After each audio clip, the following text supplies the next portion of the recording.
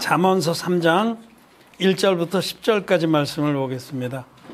내 아들아, 나의 법을 잊어버리지 말고 네 마음으로 나의 명령을 지키라. 그리하면 그것이 너로 장수하여 만민을 누리게 하며 평강을 거하게 하리라. 인자와 진리로 내게서 떠나지 않게 하고 그것을 내 목에 매며 내 마음판에 새기라. 그리하면 네가 하나님과 사람 앞에서 은총과 기준이 여기를 받으리라.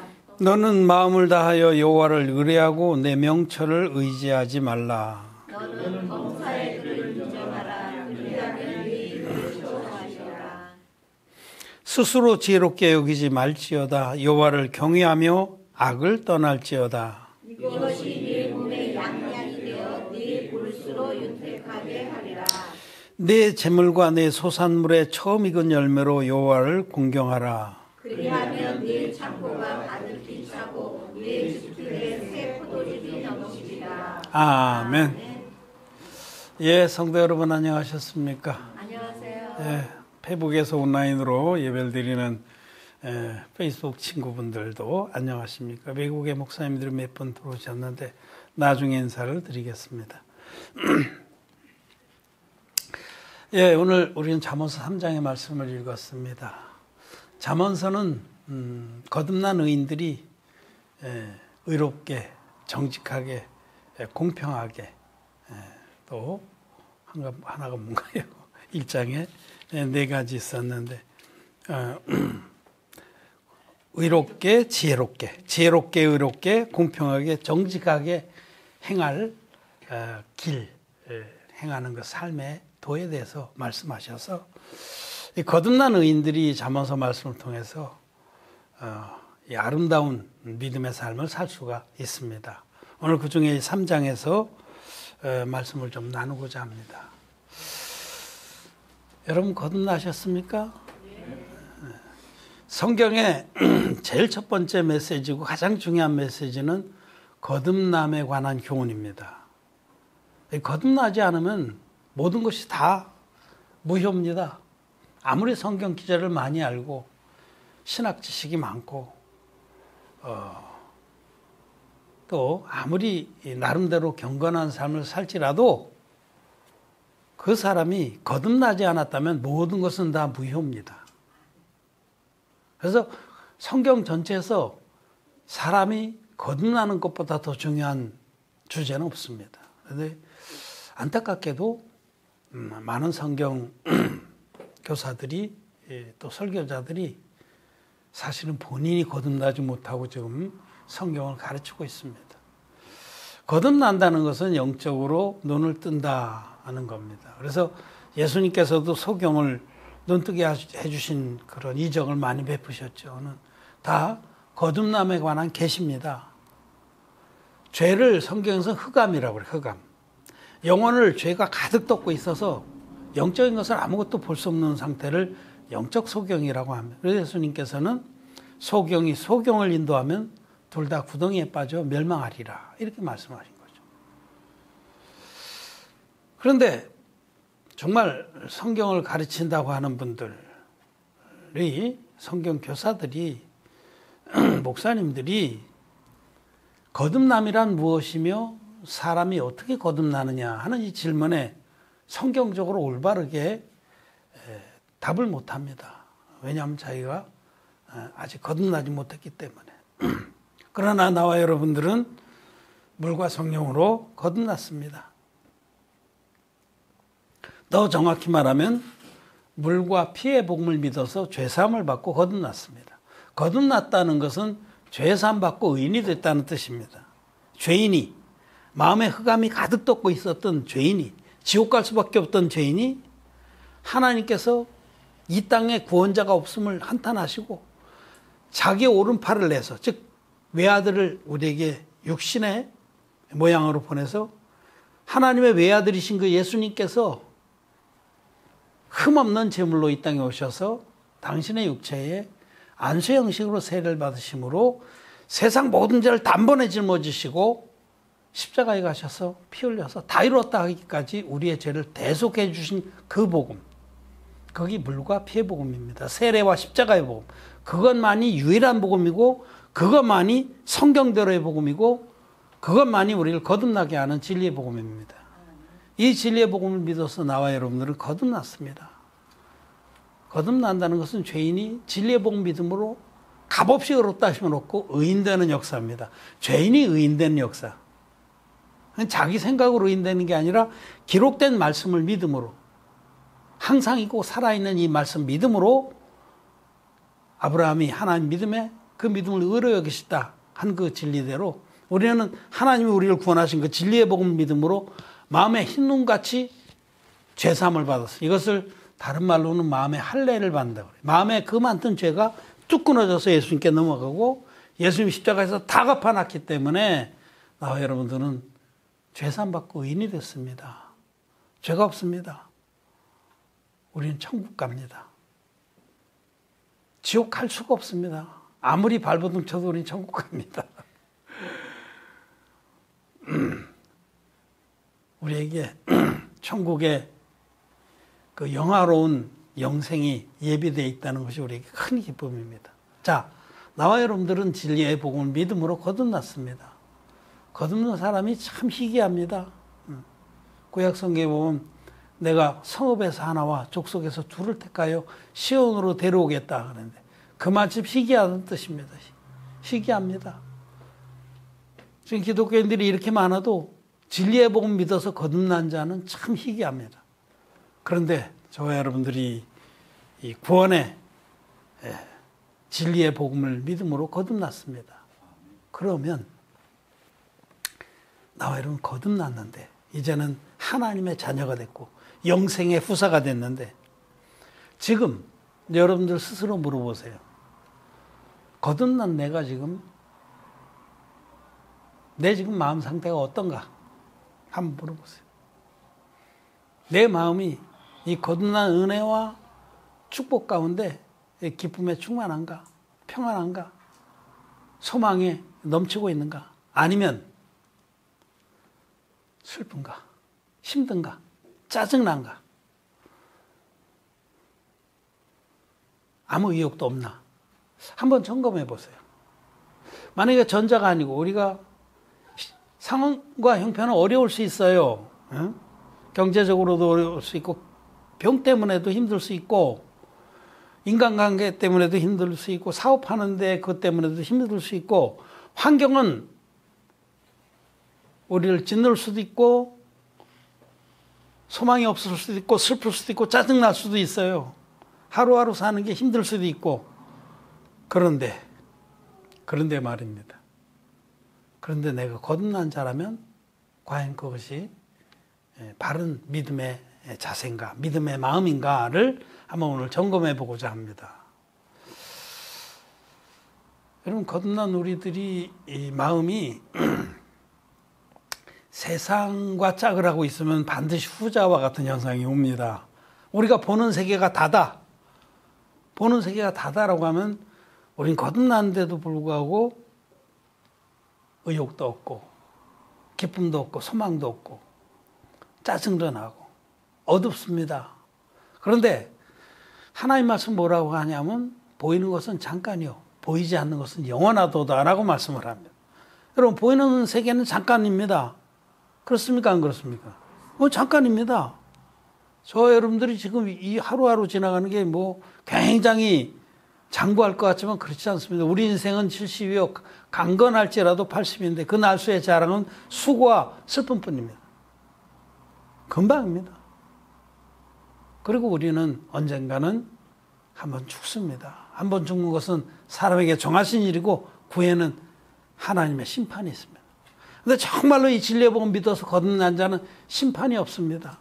사망에서 생명으로 건너갑니다. 마치 유월절 그날에 죽음의 사자가 이스라엘 백성의 지분 뛰어넘듯이 우리는 심판이 없습니다. 우리 주님의 말씀 믿고 진리의 복음 믿어서 거듭난 자들에게는 심판이 없습니다. 바로 영생에 들어가는데 우리 한번 죽지만은 죽음이 우리를 무너뜨릴 수 없고 사망아 너의 쏘는 것이 무엇이냐? 죽음도 아무것도 아닙니다. 죽음 너머에 우리에게는 영생이 기다리고 있습니다. 확실하게 기다리고 있습니다. 죄사함 받은 우리들은 하나님의 후사입니다. 천국의 후사입니다. 우리가 이 땅에 거듭난 다음에 우리 마음을 어떻게 지켜야 되는가에 대해서 말씀을 드립니다. 첫 번째, 오늘 여기 3절 말씀에 보면 인자와 진리로 내게서 떠나지 않게 하고 그것을 내 목에 매며 내 마음판에 새기라. 첫 번째 주님께서 우리에게 말씀하십니다. 인자와 진리라는 것은 복음을 말해요.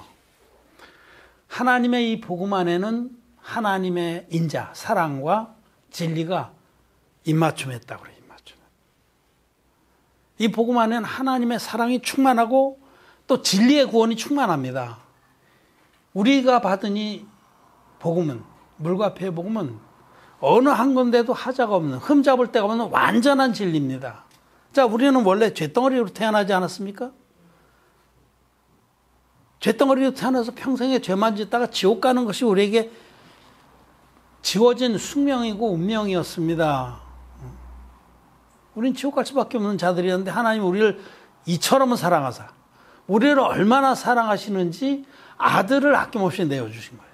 우리를 구원하시고자 아들을 아낌없이 대속제물로 내어주신 사랑이 이 복음 안에 있고, 그 아들이, 하나님의 아들이 흠없는 제물로 오셔서 성경대로 구약에 하나님이 미리 계시해 놓으신 구원의 방법대로 안수의 방법으로 예수님이 세상 죄를 다 짊어지게 하셨어요. 그것이 바로 예수님 받으신 세례입니다.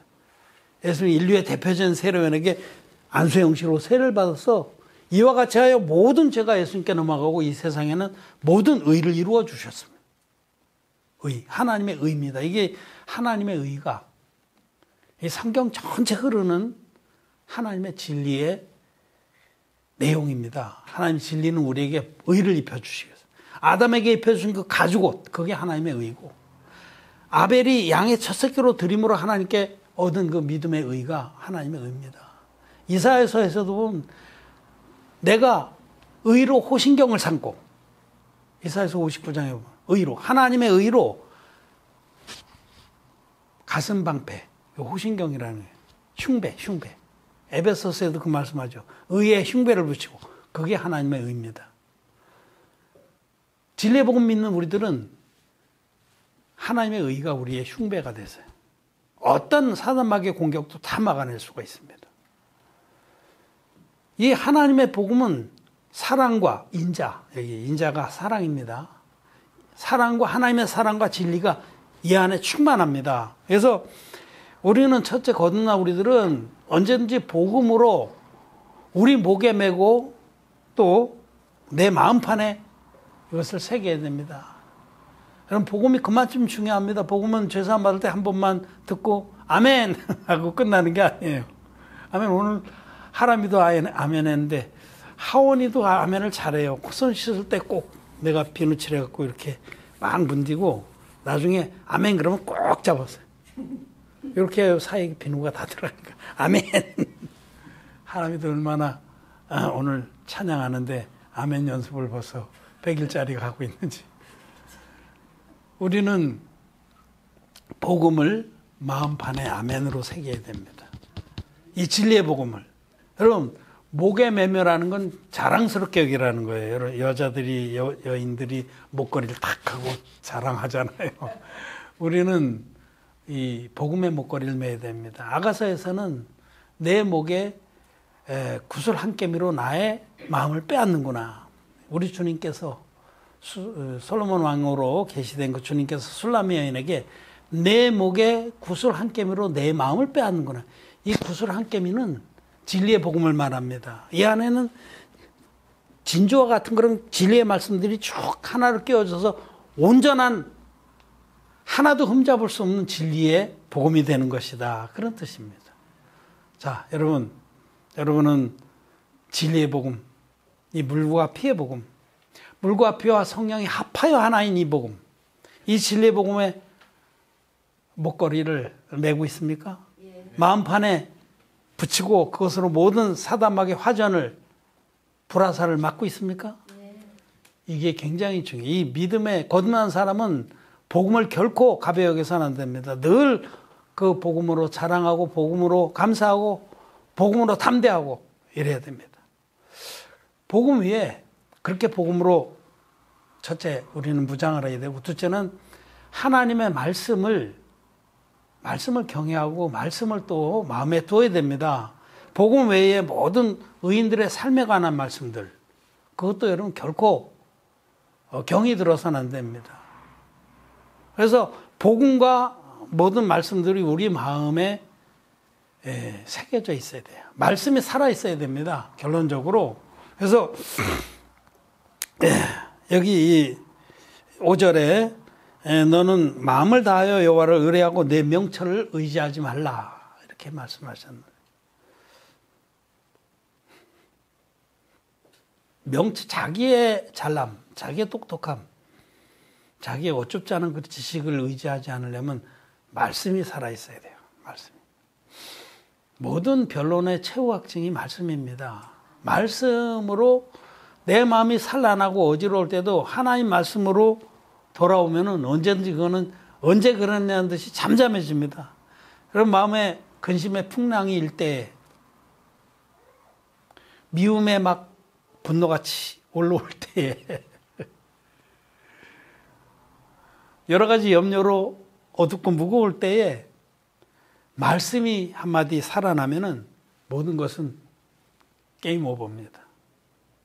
그게 참 놀라운 거예요. 그렇습니다, 여러분. 그러니까 그럴 수 있도록 늘 마음에 말씀이 살아있어야 됩니다. 그럴 수 있도록. 모든 부정적인 것들이 일어날 때 말씀으로 잠잠하라. 주님께서 풍랑치는 갈릴리 곳을 향해서 잠잠을 하시자 그레이트 캄, 엄청난 고요함이 찾아왔더라. 그렇게 풍랑이 쳐서 제자들이 막 죽겠다고 난리를 치다가 주님께서 한마디 하시자 잠잠해지듯이 하나님 말씀이 우리 안에 살아있다가 일어나서 내용을 향해서 한마디 하시면 우리 영혼 안에 모든 그런 어둠과 풍랑과 무거움과 우울함이 한 방에 날아가 버립니다. 그리고 고요함이 찾아옵니다. 오늘 6절 말씀을 같이 한번 읽어보겠습니다. 시작. 너는 범사의 그를 인정하라. 그리하면 내 길을 지도하시리라. 이 말씀은 오늘 꼭 마음에 담아서 새겨놓으십시오. 이 말씀이 여러분 마음에 살아있길 바랍니다. 그래서 이 말씀이 여러분들에게 많은 분요함이 일어날 때 이 말씀이 일어나서 살아 역사하기를 바랍니다. 범사의 여호와를 인정하라 하는 것은 좋은 일이든 나쁜 일이든 하나님 앞에서 그 일들을 바라보라는 겁니다. 하나님 앞에서. 하나님과 동행하는 사람은 늘 하나님 편에서 그것을 바라봅니다. 하나님 편에서. 너는 범사의 여호와를 인정하라. 그리하면 내 길을 지도하시리라. 어떤 일이든지 하나님 앞에서 그 일을 바라보고 하나님 말씀으로 그 일을 대해야 한다는 말씀입니다. 로마서 8장에는 사도 바울이 이제 로마서 8장에 복음의 그 클라이맥스죠. 복음을 잔잔하게 전하고 죄에 대해서 율법에 대해서 말씀하다가 로마서 8장 1절에서 신벌절하고 이제 큰 짱 치면서 그러므로 이제 그리스도 예수 안에 있는 자에겐 결코 정죄함이 없나니 죄가 없다. 이는 그 예수 그리스도 안에 있는 하나님의 의가 모든 율법의 저주로부터 죄로부터 너희를 해방했기 때문에, 성령의 법이 죄와 사망의 법에서 너희를 해방했기 때문에. 그러면서 쭉 복음을 얘기하고 나서 그 다음에 이제 복음의 은혜들을 말씀하시고 로마서 8장 28절에 가면 그러므로 하나님을 사랑하는 자, 그 뜻대로 부르심을 입은 자에게는 모든 것이 합력하여 선을 이루느니라. 이 말씀이 있어요. 모든 것이 합력하여 선을 이룬다는 건 참 좋죠. 근데 그 앞에를 봐야 돼. 그 앞에 하나님을 사랑하는 자, 그의 뜻대로 부르심을 입은 자. 여기 제한적이에요. 아무에게나 모든 것이 합력해 선을 이루는 게 아닙니다. 하나님을 사랑하는 자, 주님의 그 구원의 은혜를 입고 하나님께 자기 마음을 드린 자, 하나님과 동행하는 자, 정말 그 은혜에 감사해서 자기 마음이 주님과 동행하는 자를 말해요. 하나님을 사랑하는 자, 그의 뜻대로 부르신, 하나님은 그렇게 하기를 원해서 우리를 부르신 거예요. 하나님께서 우리를 복음으로 부르셔서 자녀를 삼아 주신 것은 우리를 죄사함 받게 해서 의인 만들어서 고아처럼 내버려 두시라는 게 아니라 하나님의 뜻을 두고 부르신 겁니다. 그 뜻은 뭐냐면 우리로 하여금 이 복음의 일꾼이 되게 하신 거예요. 우리가 먼저 은혜를 입었으니 다른 영혼들에게도 이 복음을 전파하는 그 일꾼들로, 그 나라와 그 의를 구하는 자들로 뜻을 두고 부르신 거예요. 그러니까 그의 뜻대로 부르심을 입은 자라는 것은 죄사함을 받고 하나님과 동행하면서 그 나라와 그 의를 위해서 살고자 마음을 정한 자를 말합니다. 그런 자에게는 모든 것이 합력해서 선을 이룹니다.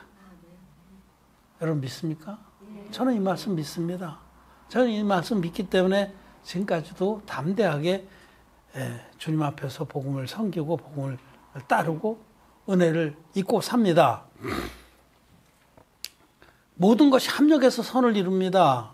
심지어는 여러분 지금 우리 성도들 가운데는 저도 몸이 안 좋아요. 여러 가지로. 근데 이 몸이 안 좋아서 아픈 것조차도 합력해서 선을 이룹니다, 여러분. 합력해서 선을 이루어요. 그것조차도. 모든 것이라고 할 때는 우리 어려운 사정, 질병, 인간관계 힘든 거, 모든 것들, 긍정적인 거, 부정적인 거 다 합쳐서 선을 이룹니다. 하나님 앞에 우리 안에 선한 일을, 착한 일을 시작하신 분께서 그리스도 날까지 우리를 온전한 사람을 이뤄서 장성한 믿음의 사람들로 하나님의 그 귀한 사역에 아름다운 도구로 쓰시기에 합당케 하십니다. 그것이 모든 것을 합력해서 선을 이루신다는 뜻이에요. 누구에게? 하나님을 사랑하는 자, 그의 뜻대로 부르심을 입은 자에게. 여러분, 마음을, 하나님과 동행하는 마음을 지키라고 주님 말씀하십니다. 엊그저께 주일날 예배 드리고 가서 오후에 소나무 가지가 저쪽 정자 뒤에 있는 게 너무 보기 싫어서 올라가서 이제 전지를 좀 하다가 다 못했어요. 하다가 소나무 이파리에 내 눈이 찔렸어요. 왼쪽 눈이. 그 순간 좀 따끔했는데 따끔했으니 그만뒀어요. 그만두고 내려와서. 저녁 됐는데 막 모래 들어간 것 같이 따가워요. 막 쓰라리고 모래가 들어간 거. 그래서 밤새 이제 좀 잠도 설치고 이제 주일 지내서 월요일 아침에 일찍 우리 미래산업조회하고 안과에 갔습니다.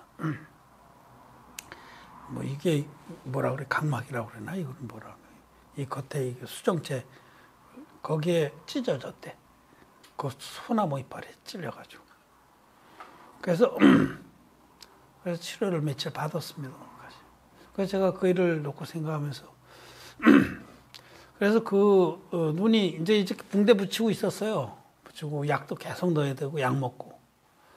그러면서 어른들이 한 말이 생각났어요. 몸이 1000냥이면 눈이 900냥이라.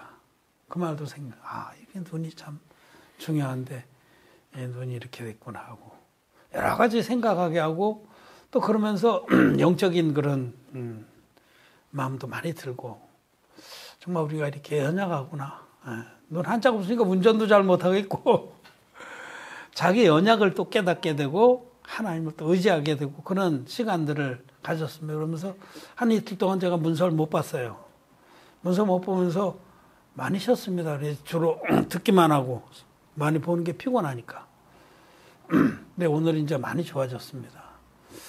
그걸 통해서 그렇게 조그만 사건이지만 그걸 통해서 영적으로 많은 걸 얻었습니다. 여러분 사도 바울이 고린도후서에서 자기가 자기 몸에 있는 그 병, 자기 몸에 큰 병이 고질병이 있었던 것 같아요. 그래서 갈라디아서에서도 내가 육체의 질병으로 인해서 너희들에게 복음을 전하게 되었다 그런 말씀하는데 고린도후서에서도 사도 바울은 그 육신의 질병이 그 사단의 가시라고 할 정도로 굉장히 고통스러웠던 것 같습니다. 그런데 그 일로 인해서 하나님께 간절히 3번이나 기도했는데 응답받지 못했어요.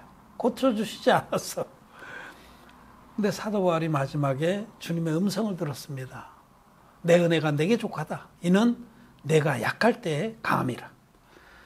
여러분, 자기의 연약이 다 드러날 때 그때가 우리 영적으로 하나님을 의뢰하고 하나님 말씀을 붙들고 또 이 땅의 것에 마음을 쏟지도 않고 오직 하늘의 소망을 두고 살 때입니다.